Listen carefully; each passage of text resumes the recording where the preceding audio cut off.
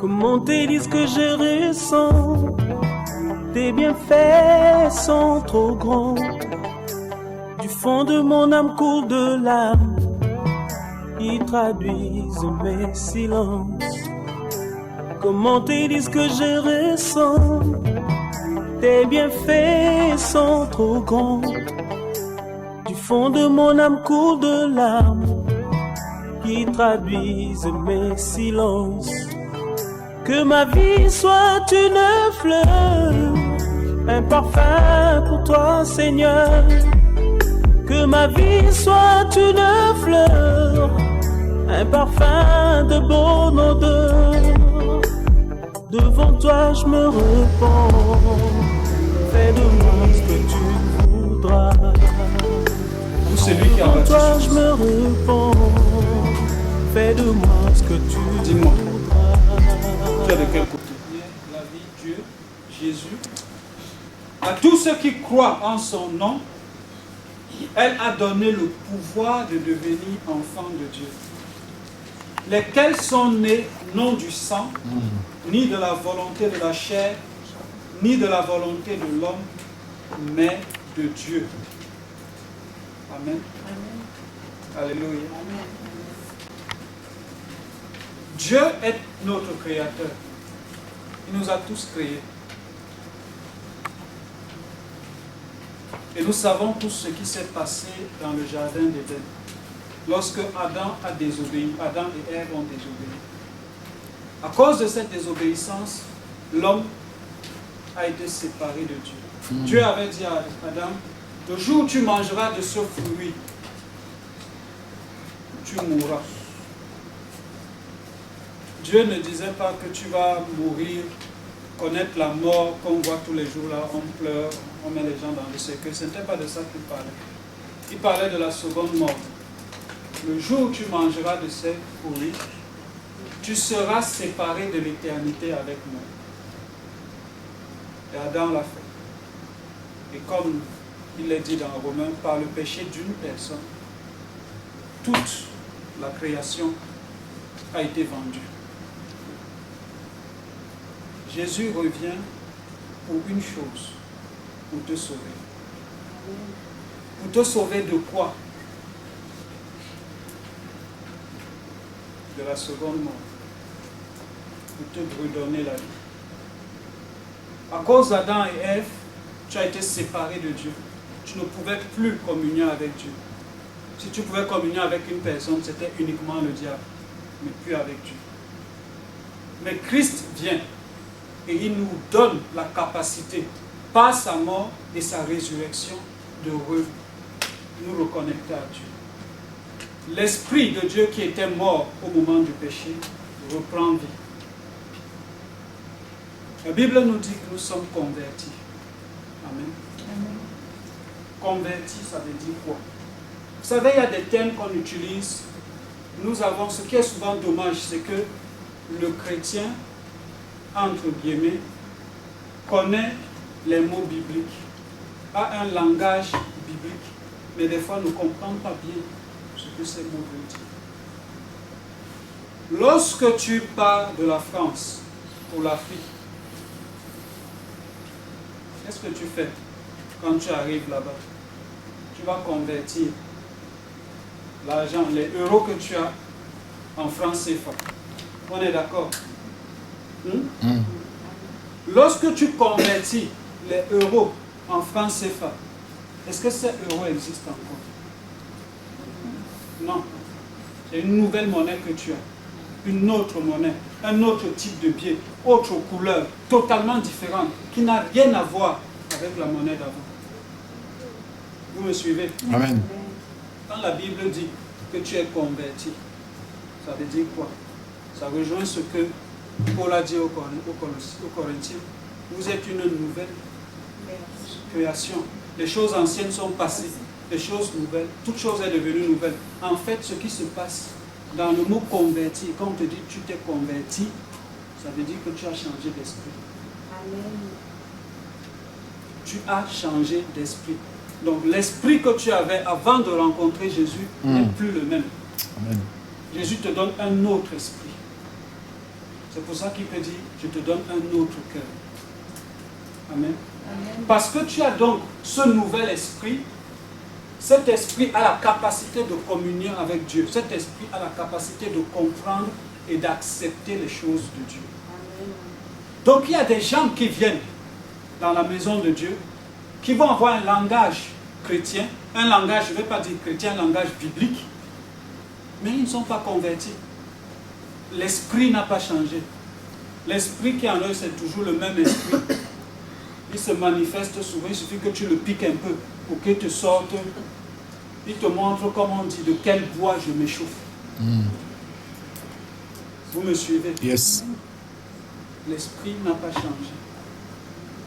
Christ est venu pour changer, pour donner un nouvel esprit. Tout ce que nous voyons va disparaître.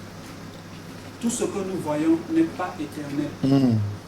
La seule chose qui ne disparaîtra pas, ce sera l'Esprit de Dieu en nous, qui lui est éternel.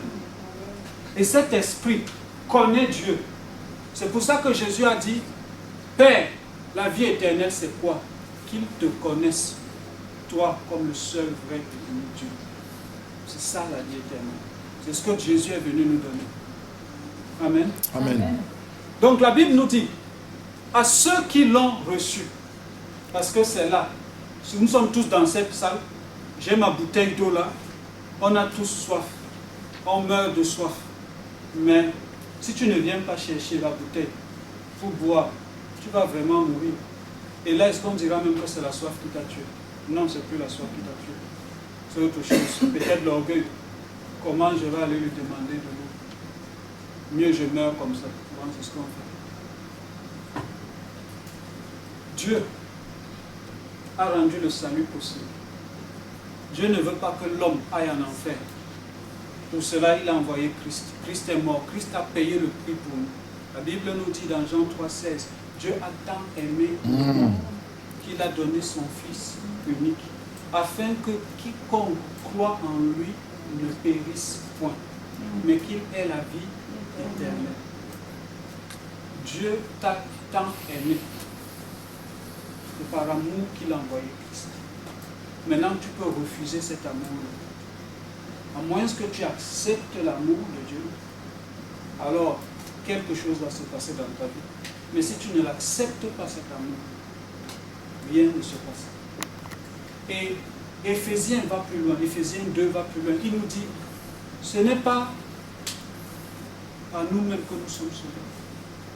Nous sommes sauvés par le moyen de la foi.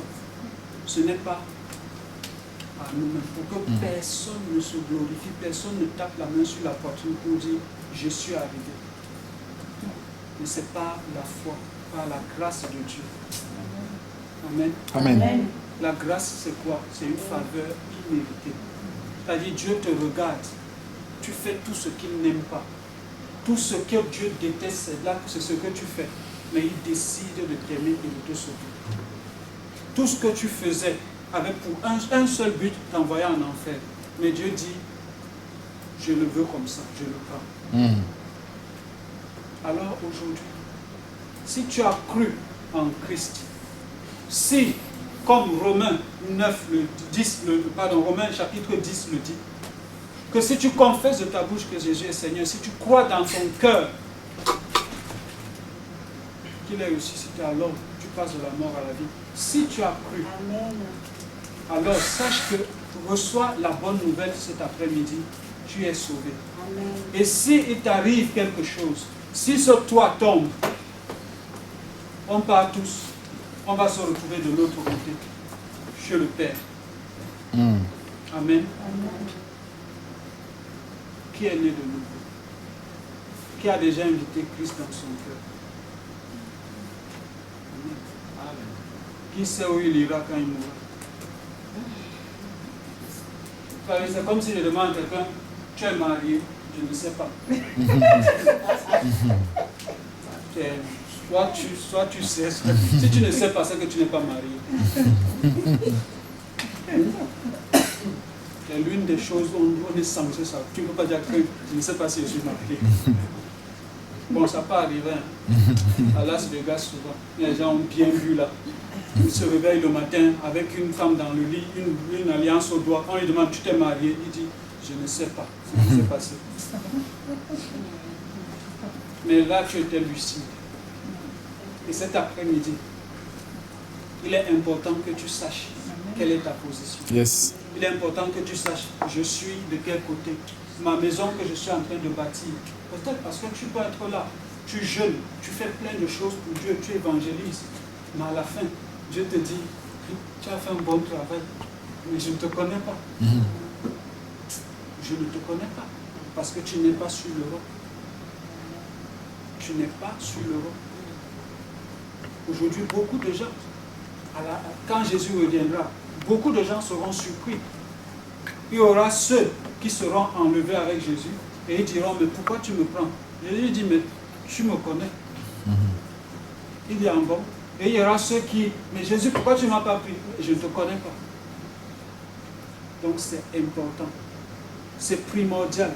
Avant même de parler de quoi que ce soit, de parler des bontés de Dieu qui se renouvellent chaque matin, avant de crier, de jeûner, de prier, de faire tout ce qu'on fait comme activité spirituelle, il est important de commencer quelque part. Avant de commencer à bâtir, à mettre la toiture, de poser les fenêtres, tu dois t'assurer que ta fondation est bien posée.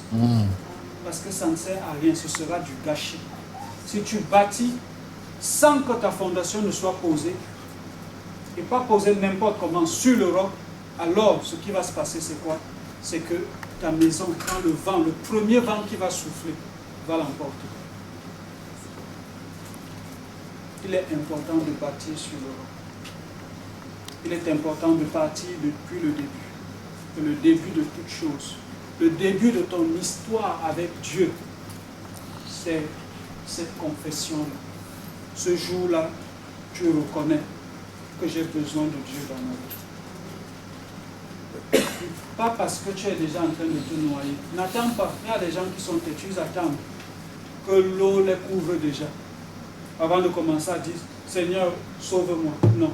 N'attends pas d'être sur la croix comme le brigand à la dernière minute pour être sauvé. Tu vas être sauvé, mais tu seras passé à côté de beaucoup de choses que Dieu a mis en réserve pour toi.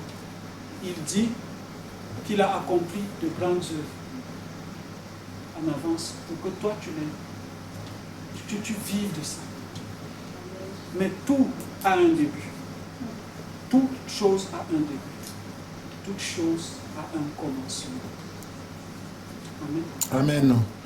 Comme la Bible nous dit, au commencement était la parole. La parole était avec Dieu. Et la parole était Dieu. Et la parole est Dieu. Amen. Tu as un commencement avec Dieu. Tu as un commencement. Peut-être tu ne l'as pas encore. Peut-être tu es là, tu fonctionnes, mais tu ne le connais pas véritablement. Il est important aujourd'hui que tu t'arrêtes et que tu te demandes, mon commencement avec Dieu, c'était quand? C'était quand? Quand est-ce que j'ai commencé avec Dieu véritablement? Moi, je me souviens de la date de ma nouvelle naissance. Je sais exactement.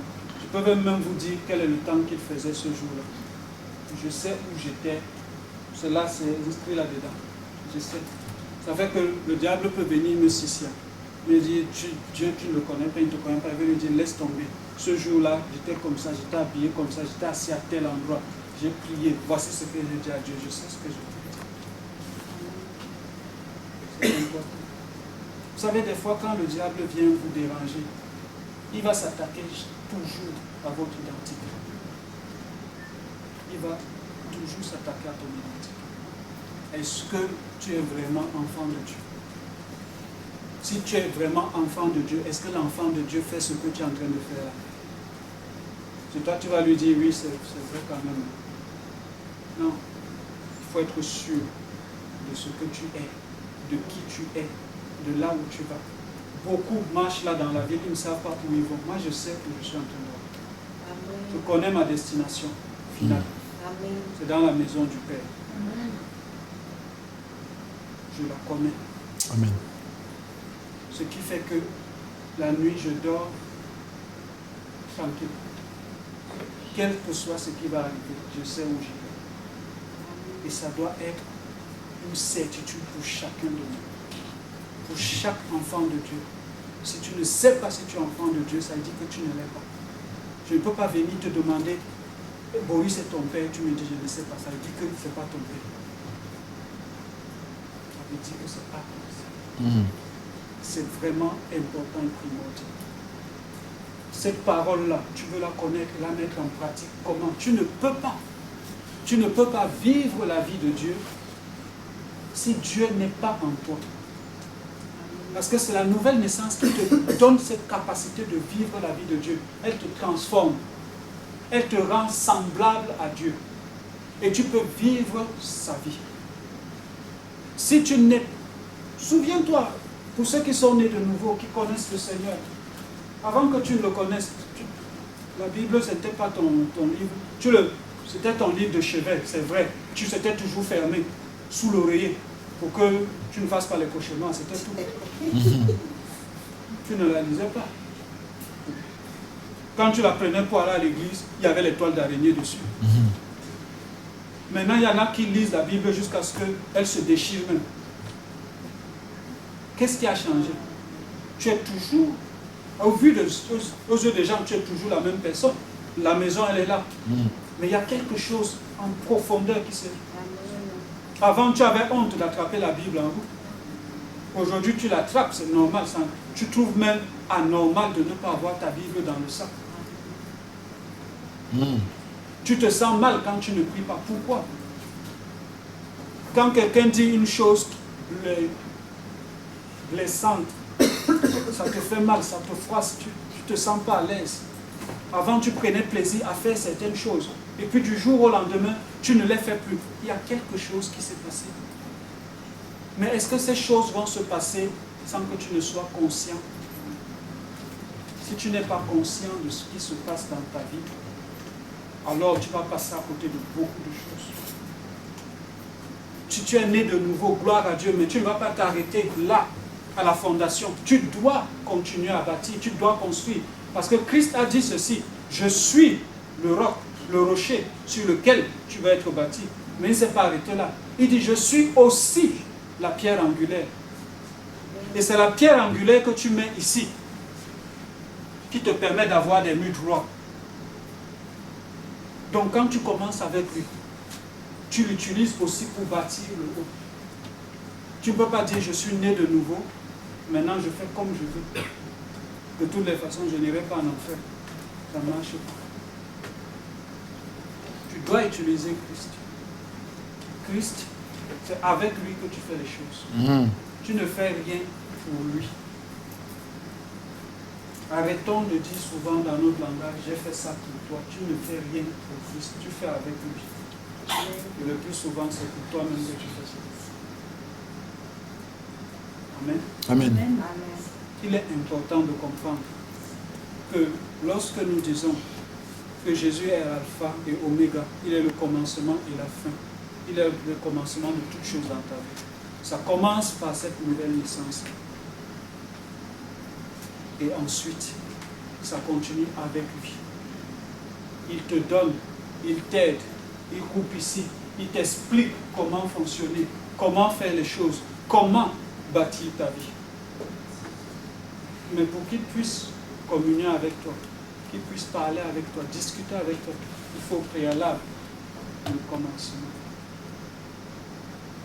Amen. Amen. Est-ce qu'on peut... Vous avez déjà vu dans Matthieu, le premier chapitre de Matthieu, c'est quoi? La généalogie de Jésus. C'est quoi ta généalogie? Est-ce que dans ta généalogie, on trouve quelque part où on commence, tel a enfanté, tel a enfanté, tel a enfanté, tel a enfanté ton père, qui t'a enfanté, et après ça coupe. Un né de nouveau. Amen. Amen. Est-ce qu'il y a eu à un moment donné, des choses se sont arrêtées au niveau, il y a eu un miracle dans ta généalogie. Tu es, toi qui étais fils de né, à un moment donné, on ne comprend pas ce qui se passe. Vous, tu rentres dans, on voit Dieu qui rentre dans ta généalogie. C'est pas beau. Est-ce que Dieu est dans ta généalogie? Si il est là-dedans, alors, gloire soit en Dieu. Amen. Parce que c'est le début de toute chose pour que tout se passe bien. Tu ne peux pas, Dieu ne peut pas être dans ta généalogie et louper ta vie. Amen. Tu ne peux pas. Si tu loupes ta vie alors que Dieu est là-dedans, il y a quelque chose. Il y a quelque chose qui ne s'explique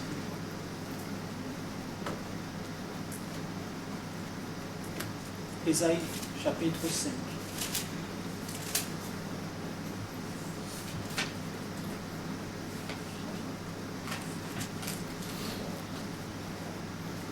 Écoute ceci, à partir du verset 1. Je chanterai à mon bien-aimé le cantique de mon bien-aimé sur sa vigne.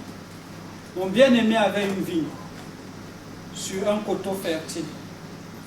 Il en remua le sol, ôta les pierres et il mit les plants délicieux. Il bâtit une tour au milieu d'elle et il creusa aussi une cuve.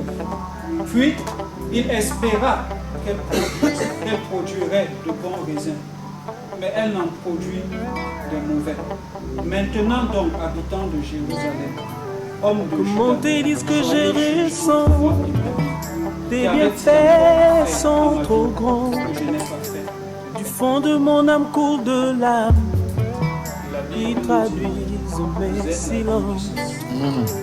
Comment te disent que je... Dieu va-t-il s'asseoir un jour et faire le bilan de ta vie et dire qu'est-ce qu'il y avait encore à faire? Quel rôle j'avais encore à jouer dans ta vie? Je n'ai pas joué. Qui explique qu'au lieu de produire ce que tu devais produire, c'est le contraire que tu es en train de produire. La Bible nous dit ce jour-là, personne ne pourra ouvrir sa bouche. Parce que tu verras le film de ta vie devant toi. Et tu n'auras que tes yeux pour pleurer. Ne nous amusons pas avec Dieu. Ne nous amusons pas avec lui. Ce n'est pas notre petit copain. Ou que tu veux voir quand tu veux. Le jour où tu ne veux pas le voir, tu ne le vois pas. Tu le bipes quand tu veux.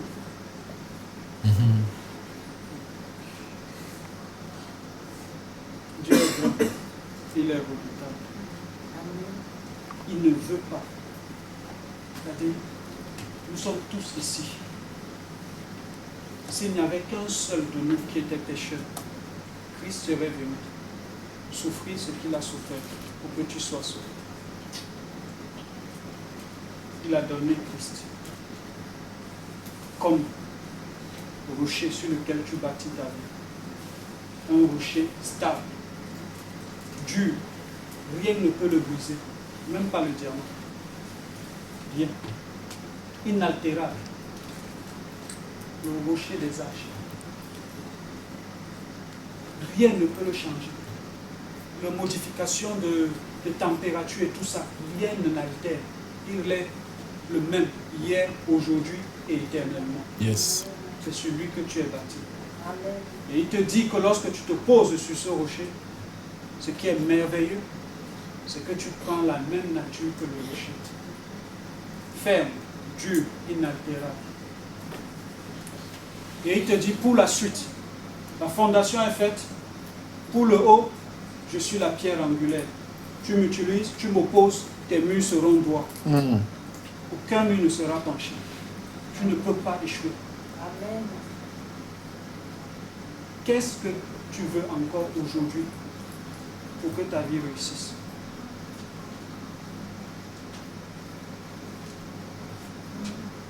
Qu'est-ce que tu veux?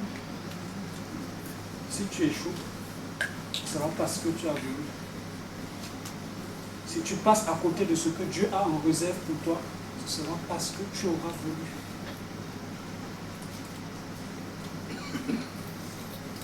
Le verset qui dit toutes choses concourent au bien de ceux qui aiment Dieu, de ceux qui sont appelés selon son dessein, ce verset fonctionne dans un seul cadre.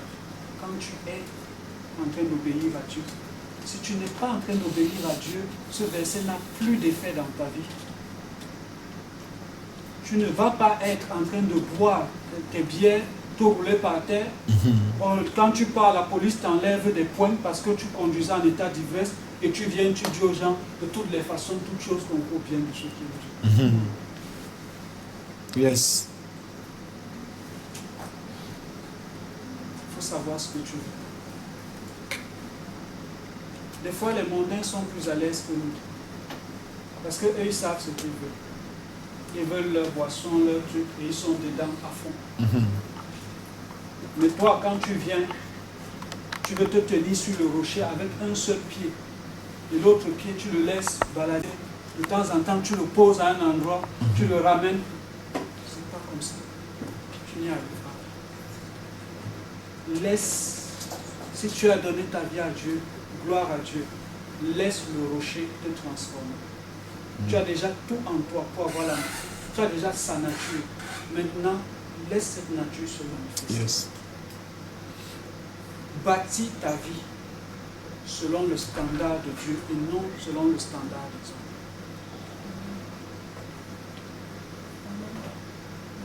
Des fois, quand on se retrouve hors d'ici, il y a souvent des débats qui sont levés.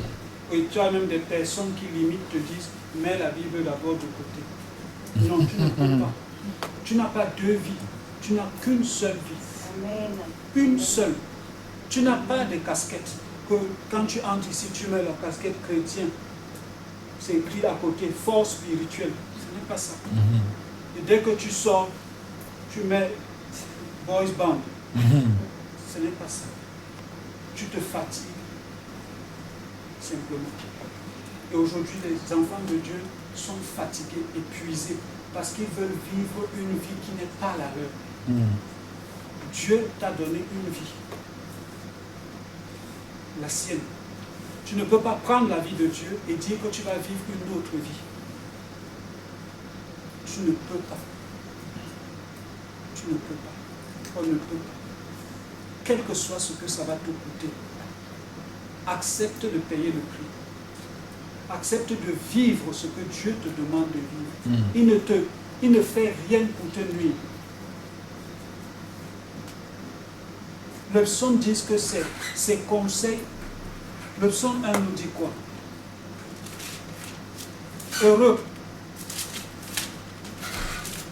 l'homme qui marche selon heureux l'homme qui ne marche pas selon le conseil des méchants, qui ne s'arrête pas sur la voie des pécheurs, qui ne s'assied pas en compagnie des moqueurs, mais qui trouve son plaisir dans la loi de l'Éternel. Et qui la médite jour et nuit. Il est comme un arbre planté près d'un courant d'eau et qui donne son fruit en sa saison. Tout ce qu'il fait, lui réussit. Amen. Tout ce qu'il fait. Tout ce qu'il fait réussit. Filtre les personnes avec qui tu marches. Filtre. Fais ce que tu dois faire. Tu veux réussir, fais de la loi de l'Éternel tes conseils. Amen. Alléluia. Qui te conseille? Qui te conseille quand tu traverses une situation difficile? Il y a 3 personnes qui peuvent te conseiller. La Bible en a parlé ici. On dit, celui qui est heureux, c'est celui qui ne marche pas selon les conseils des méchants. Conseil des méchants. Le méchant, ce n'est pas forcément celui qui malparle des gens, qui poignarde les gens, qui fait des trucs. Non. Le méchant, c'est aussi celui qui écoute la parole de Dieu, mais ne la met pas en pratique. Le méchant, c'est celui à qui on donne 1, denier, il va creuser le trou, il enfonce dedans, il met et il cache, il part.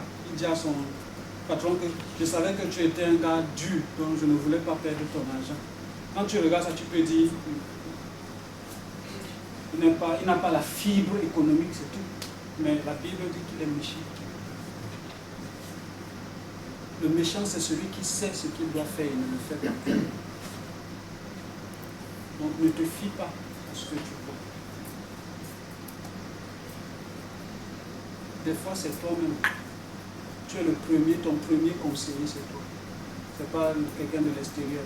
Souvent, quand tu traverses une situation difficile, tu sais déjà ce que tu veux. Maintenant, tu vas, en fonction de ce que tu veux, tu vas chercher qui va te dire ce que toi, tu vas entendre. Et c'est vers cette personne que tu iras. Tu ne vas pas aller exposer le problème à quelqu'un qui pourrait avoir un avis contraire. Tu vas regarder dans la liste de tes contacts qui pense souvent comme ça. Et c'est lui que tu vas aller voir, et tu vas lui exposer ton problème, et il va te dire, Chai, je pense que tu dois faire ci, tu dois faire ci. Et toi, tu vas lui dire, n'est-ce pas, c'est même ce que j'avais aussi pensé. Tu vas faire. Mais heureux l'homme qui marche selon les conseils de Dieu, qui fait de la loi de Dieu son conseiller. Son conseiller. Les gens vont vous dire plein de choses. Aujourd'hui, beaucoup de personnes, beaucoup d'enfants de Dieu recherchent des prophètes qui vont leur dire, prophète, qu'est-ce que tu penses de ça? Qu'est-ce que tu penses de ça?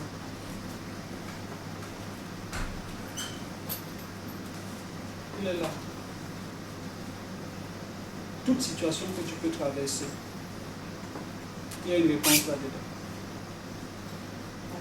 Toute situation.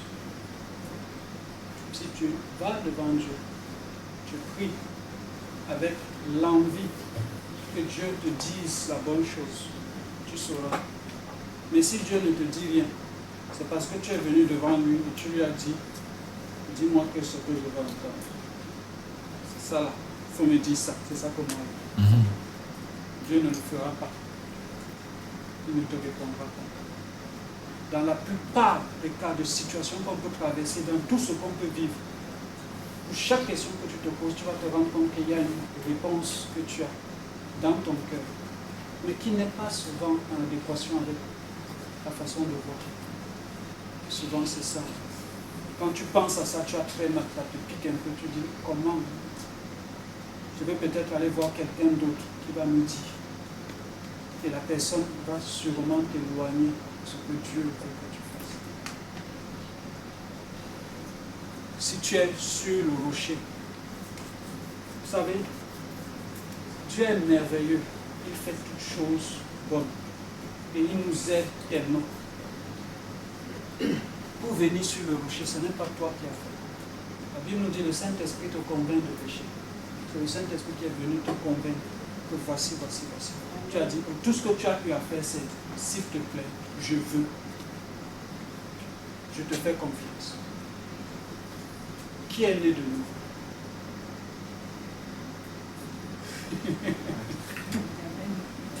Voilà. Je vous dérange. Tu es né de nouveau. Amen. Yes. Si tu meurs, tu iras au paradis, c'est ça, non? Tu as fait confiance à Dieu pour ta vie. Pour le reste, pourquoi tu ne lui fais pas confiance? La personne que tu vas épouser, là où tu vas habiter, le travail que tu vas faire, toute chose. Pourquoi la chose la plus importante qui est ta vie, tu la lui confies et le reste, tu décides que tu vas faire autrement. Que tu vas te débrouiller avec les moyens du bord. Arrête de te fatiguer. J'ai vu un frère dernièrement. Je l'ai trouvé très fatigué. Les enfants de Dieu sont de plus en plus fatigués. De plus en plus. Parce qu'on lutte. Pourtant la Bible nous dit, si tu es docile, tu mangeras le bon fruit du pays. Yes. Sois docile entre les mains de Dieu. Sois docile. Laisse-toi faire. Arrête de te battre. Tu veux d'abord qu'il te frappe la hanche, que tu commences à boiter. Et puis tu dis, ok, je reconnais que Dieu était ici. Tu imagines un peu, Dieu est bon, hein. S'il devait nous déboîter les hanches, tu imagines toute une église, les gens sont tordus. L'église des rebelles, c'est eux là. Dieu a dû les déboîter tous pour qu'ils puissent comprendre ce qu'il veut. Je vous en supplie. Je vous en prie. Je le dis peut-être avec le rire, je le dis simplement, mais c'est profond et important ce que je dis. N'arrive pas devant Dieu au moment où tu fais la prière, il te dit je suis fatigué, tu m'as fatigué. Parce que Dieu se fatigue aussi. Tu m'as fatigué. Tu me fatigues. Tous les jours c'est la même chose. Tous les jours. Tu sais ce que tu dois faire, fais-le. Quel que soit ce que ça va te coûter, fais-le. C'est pour ton bien. Ce n'est pas pour quelqu'un d'autre. La loi que Dieu a donnée, c'est pour ton bien. Tout ce qu'il fait, même quand Dieu te corrige, c'est pour ton bien. Il dit qu'il corrige l'enfant qu'il aime. C'est pour ton bien. Pour ton bien. Tout ce que Dieu fait. Alors tu pourras dire, tout ce que Dieu fait est bon. Amen. Tout ce que Dieu fait est bon. Tu peux le dire cet après-midi que tout ce que Dieu fait est bon. Dieu fait. Et ce genre de mots, ce genre de confession, il faudra les sortir. Le jour où tu seras en train de pleurer parce que ça ne va pas, tu dis toutes les façons. Tout ce que Dieu fait est bon. Même mes larmes qui coulent, c'est pour me laver les yeux. Amen. Amen. L'été est parti, il y a trop de pollen, donc il faut que mes yeux se lavent. Donc Dieu va fermer un peu ici. Il va serrer pour que je pleure un peu. Tout ce que Dieu fait est bon. Même quand Dieu décide de te corriger, la dose de correction qu'il va envoyer, c'est par rapport à son amour pour toi. Amen. Il ne fera pas. Il n'est pas comme nous. Quand notre enfant fait une bêtise, tu tapes l'enfant, ce n'est pas par amour. C'est pas beaucoup plus parce que tu es frustré. Tu tapes l'enfant. Tu es en colère, tu m'as manqué de respect. Tu tapes l'enfant. Non, c'est pas ça, c'est pas comme ça que Dieu fait. Dieu agit différemment. Il agit différemment. Il nous aime. Il veut nous voir avancer. Certaines personnes sont dans le Seigneur, ils ont déjà commencé à mettre la toiture. Pourtant, on a tous commencé en même temps. Il y a des gens, tu vas lui demander, tu es dans le Seigneur depuis combien d'années? Oh 30 ans. Tu es à quel niveau? Je suis toujours sur la fondation. La preuve, c'est quand tu lui demandes comment ta relation avec Dieu. Oh, en 74, je me souviens, j'avais prié pour une femme. Et en 2014, qu'est-ce qui s'est passé? Vous n'avez pas remarqué qu'il y a des gens, il y a des gens, quand ils vous parlent de Dieu, c'est toujours au passé. Alors que Dieu dit maintenant. Dieu dit aujourd'hui, c'est le terme que Dieu utilise.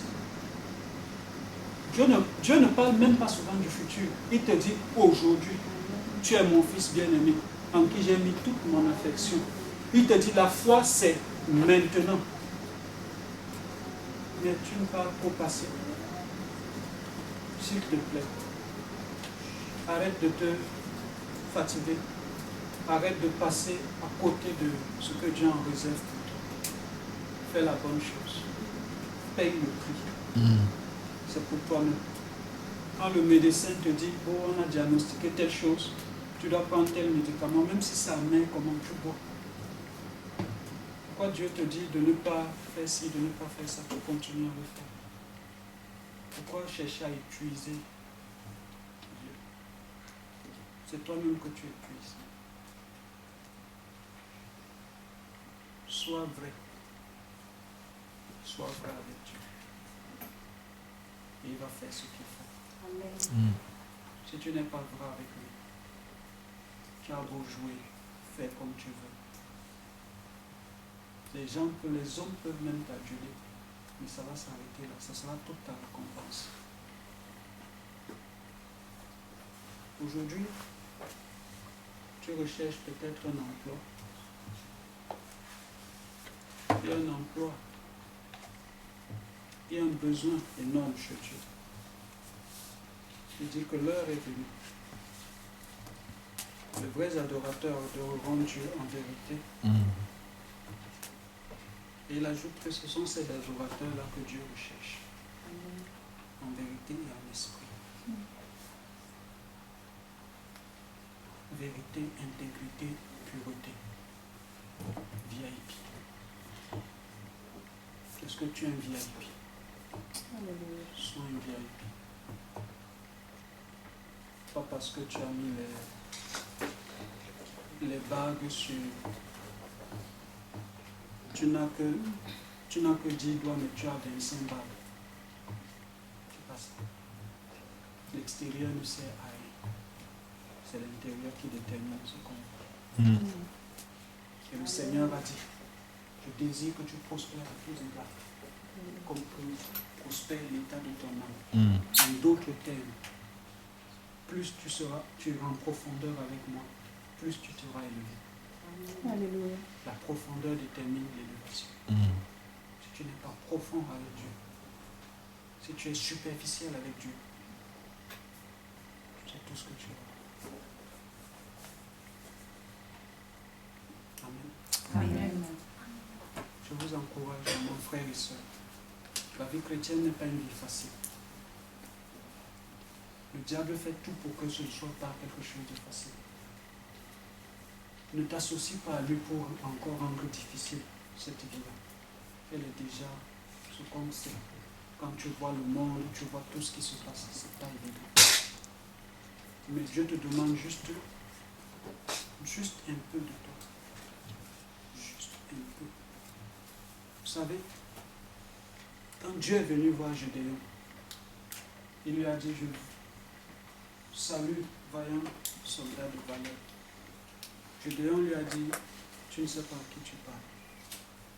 Je suis le plus petit, de la plus petite famille, de la plus petite tribu. Et toi, tu me dis que je suis un vaillant guerrier.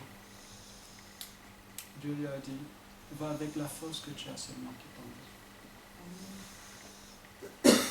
Et quand Dieu l'a envoyé, il lui a dit, constitue une armée. Gédéon a pris 33 000 personnes. Ensuite, Dieu a fait le tri. Quand tu regardes le pourcentage entre le nombre du départ et le nombre qu'il a pris pour délivrer Israël, c'est à peu près 10%. Dans tout ce que Dieu fait avec nous, il ne te demande pas grand-chose. Il veut juste ton accord. Juste ton accord. Juste cette décision que tu dois prendre. Je vais faire confiance à Dieu. Nous définissons la foi, nous disons, prenons des mots compliqués pour définir la foi. La foi en Dieu se résume à une seule chose, la confiance en Dieu. J'ai confiance en toi.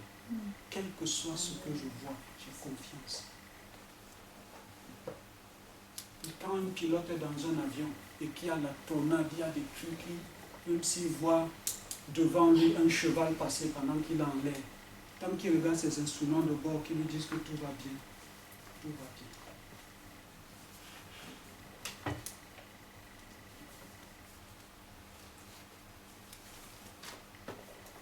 Nous sommes à la fin d'un mois, c'est le dernier dimanche du mois, le dernier jour du mois d'août. Le Seigneur a sûrement fait beaucoup de choses dans ta vie pendant le mois qui est en train de s'achever. Un nouveau mois commence. Pour lui, la subdivision n'a rien à voir. Il est éternel. Mais pour nous, ça nous aide à faire des bilans, à regarder à notre vie, à corriger les choses. Pendant le mois passé, qu'est-ce que j'ai pu vivre qui n'a pas honoré Dieu? Un nouveau mois va commencer. Qu'est-ce que je vais faire? Quelle nouvelle décision je vais prendre avec Dieu? qu'est-ce que je vais faire pour ce nouveau mois qui va commencer. L'année est en train d'arriver à son terme. Dieu veut faire quelque chose de nouveau dans ta vie. Amen. Mais vous savez, pour que cette chose s'accomplisse, il faut que tu lâches le passé. On s'agrippe sur des choses qui ne nous apportent rien, qui nous apportent que tristesse, pleurs. Laisse ces choses. Laisse-les. Et attache-toi à Dieu. La femme de Lot n'a pas voulu lâcher. Elle s'est tournée, elle est devenue une statue de sel. Beaucoup d'enfants de Dieu sont des statues de sel aujourd'hui. La parole même ne fait plus son effet parce que c'est une statue. Il est devenu rigide. Plus rien ne se passe dans sa vie. Quand on demande de témoigner, il ne peut pas témoigner parce que rien ne se passe dans sa vie. Il ne vit rien avec Dieu. Pourtant, chaque jour, si tu crois que la Bible est vraie et qu'elle dit que chaque jour les bontés de l'Éternel seront avec, qu'elles ne sont pas arrivées à leur terme. Tu dois pouvoir